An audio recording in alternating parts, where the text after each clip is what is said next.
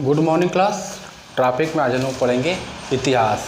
देखिए इतिहास पर एक वीडियो हम इसके पहले पार्ट 1 करके डाले हैं, मतलब इतिहास में कि इतिहास को हम खुद से कैसे पढ़ें। आज इतिहास बिल्कुल शुरू से हम लोग देखेंगे कि इतिहास क्या है। तो देखिए हम लोग की टॉपिक रहेगी इतिहास। इतिहास यानी इतिहास क्या है। तो सबसे पहले तो इसका पिता किसे कहा गया है? इसका पिता है हेरोडोटस। इतिहास का पिता कहा गया हेरोडोटस। इतिहास का पिता हेरोडोटस कहा गया है। कहाँ का? यूनान का व्यक्ति था, यूनान का रहने वाला, जिसे इतिहास का पिता कहा गया है। अब सवाल यह है कि इसको इतिहास का पिता क्यों कहा गया है, क्योंकि इतिहास तो सभी लोग बहुत लोग लिखे हैं, लेकिन इनको इतिहास का पिता क्यों कहा गया है? तो यही एक ऐसे पहले इतिहासकार हैं जो घटनाओं को व्यवस्थित क्रम दिए हैं। व्यवस्थित क्रम यानी घटनाओं को व्यवस्थित क्रम से सजाए हैं, इसलिए इनको इतिहास का पिता कहा जाता है। यह कहाँ के रहने वाले थे? यूनान के रहने वाले थे। अब सवाल यह उठ रहा है कि इतिहास का अर्थ क्या होता है? इतिहास का अर्थ तो देखिए, इतिहास 3 शब्दों से मिलकर बना है। 3 शब्द, इतिहास 3 शब्दों से मिलकर बना है।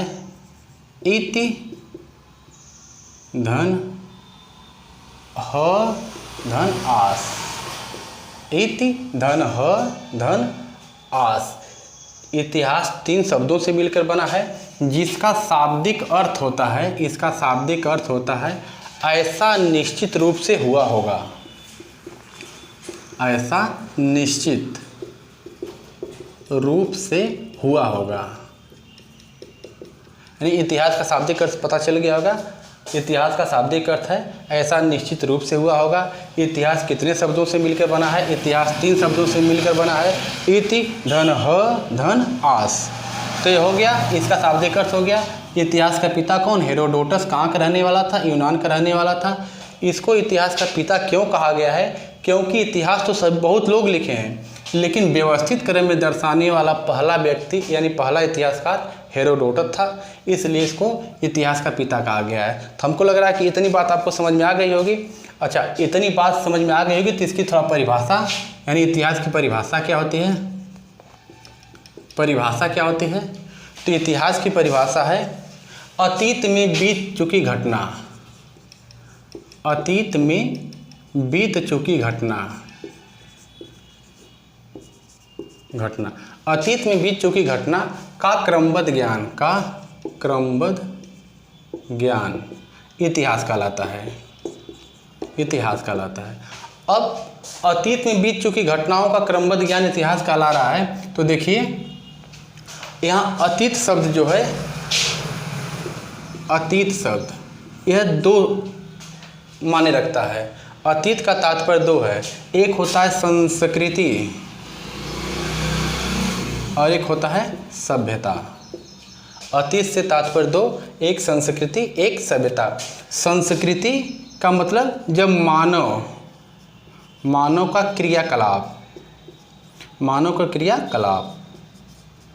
का अध्ययन किया जाता है तो संस्कृति कहलाता है।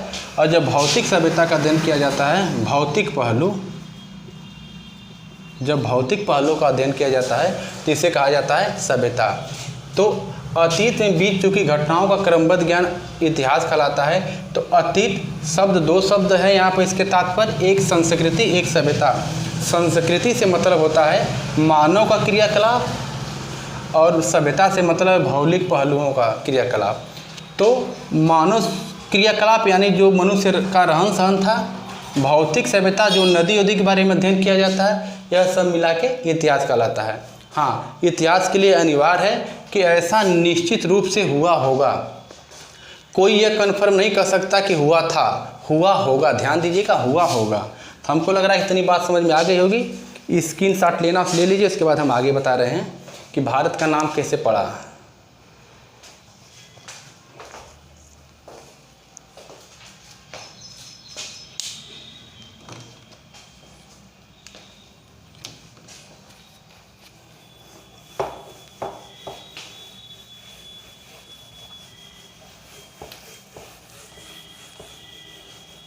हाँ, अब थोड़ा हम लोग देख लें कि भारत का नामकरण, पॉइंट है भारत का नामकरण, मतलब भारत का नाम क्या क्या पड़ा, नामकरण, भारत का नामकरण।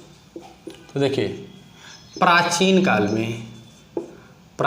काल में भारत का नाम था भारतवर्ष। प्राचीन काल में भारत का नाम भारतवर्ष था। विष्णु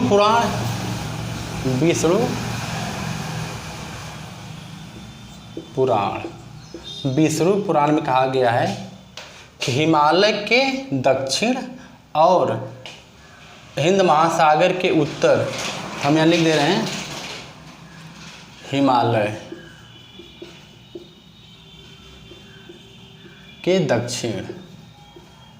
के दक्षिण और हिंद महासागर के उत्तर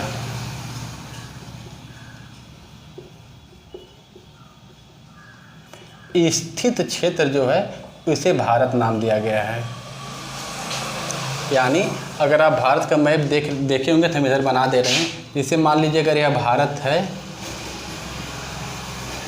तो इधर हिमालय है, तो विष्णु पुराण में कहा गया है हिमालय के दक्षिण, यानी जो हिमालय है उसके नीचे हिमालय के दक्षिण, और जो हिंद महासागर है इसके उत्तर, हिमालय के उत्तर, यानी हिमालय के दक्षिण में हिंद महासागर के उत्तर में जो पड़ता है इसका नाम भारत है। यह लिखा गया है विष्णु पुराण में। एक व्यक्ति था जिसका नाम था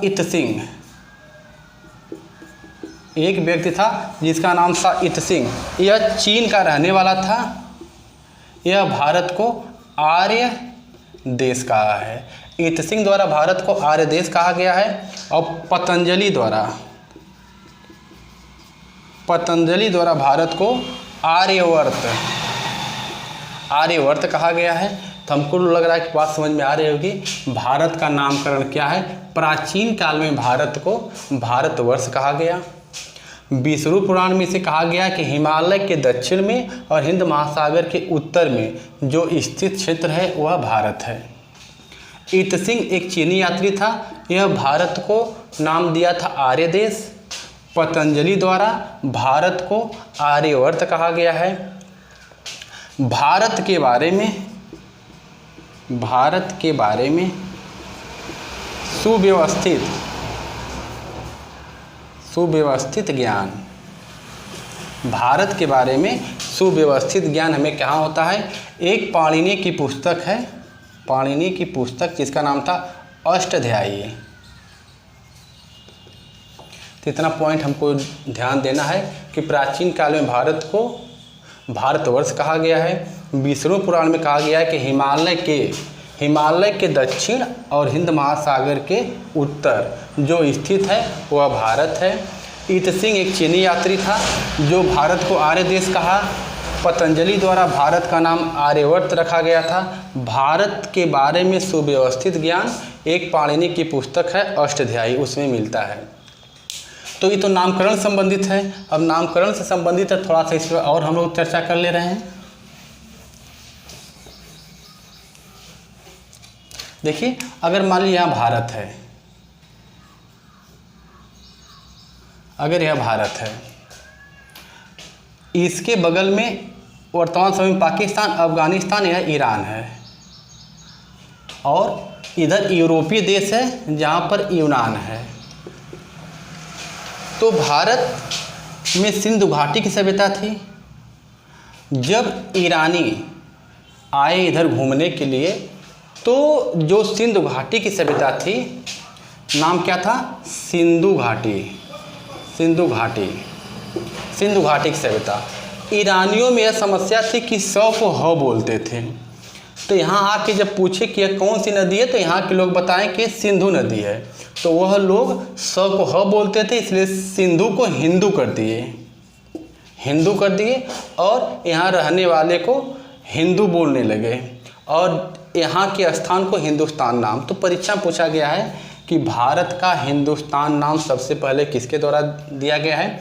तो ईरानी हकमनी जो साम्राज्य के लोग थे वो आए थे यहाँ पर घूमने के लिए। तो उनकी समस्या थी कि स को ह बोलेंगे, इसलिए सिंधु को हिंदू बोल दिए।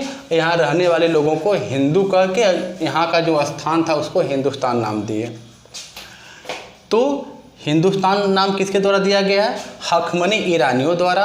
अब यह ईरान है, इधर से जब यूनानी पहुँचे तो यूनान जो है यूरोपीय महादेश है, यूरोप महाद्वीप में स्थित देश है। इसको यूरोपीय देश भी कहा जा सकता है, यूनान भी कहा जा सकता है और अंग्रेज भी, यह सब मिला के यूरोपीय देश हैं।